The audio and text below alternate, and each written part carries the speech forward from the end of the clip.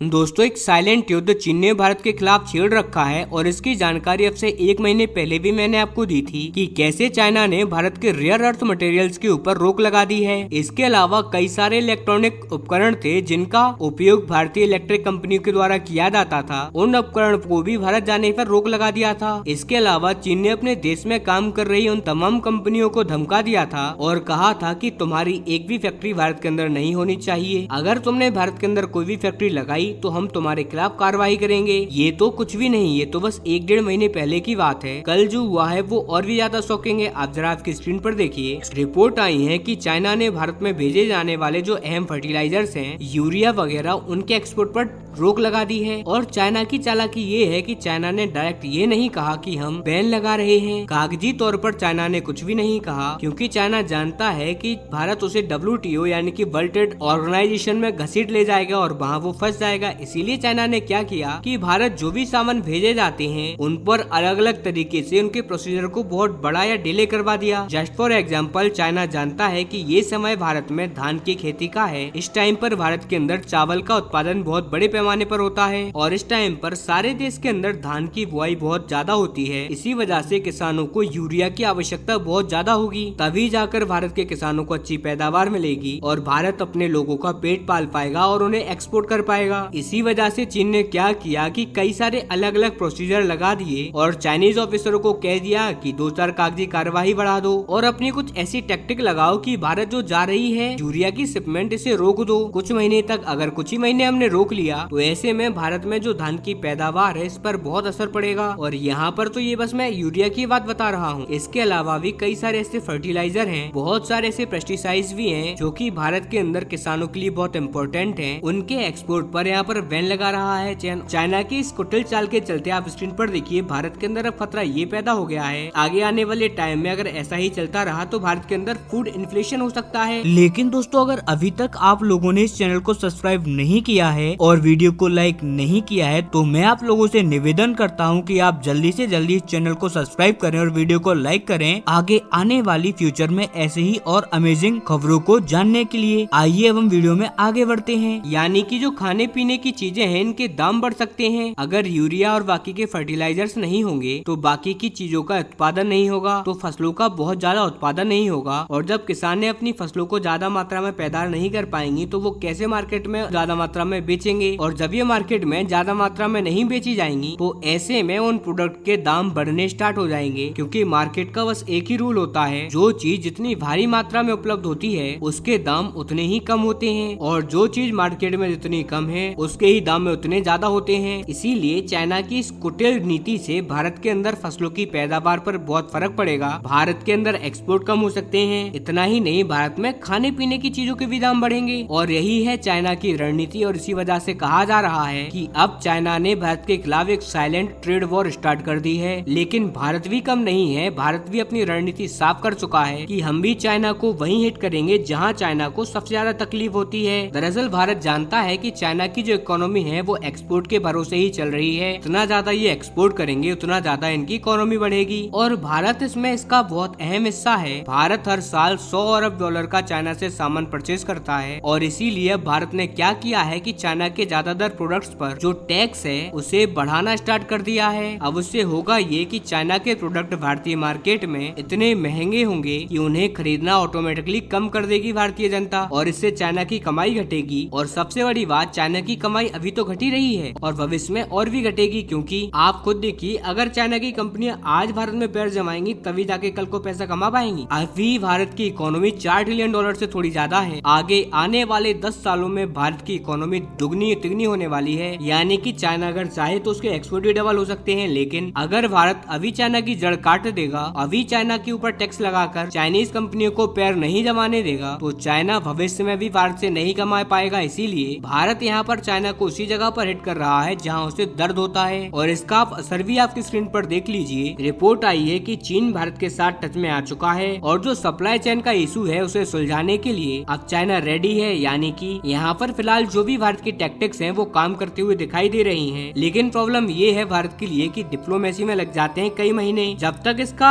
Solution निकलेगा तब तक हमारी बुआई निकल जाएगी, और जब इस डिप्लोमेसी के बाद चीन हमारे लिए यूरिया रिलीज करेगा तब तक हम फंस जाएंगे। इसीलिए समय की डिमांड ये है कि भारत, रूस, अमेरिका और जहाँ से भी मिले तुरंत के तुरंत यूरिया बुला लेना चाहिए और इस बात को सुनिश्चित करना चाहिए कि किसानों के पास यूरिया और बाकी के जो फर्टिलाइजर है उनकी कोई कमी ना हो।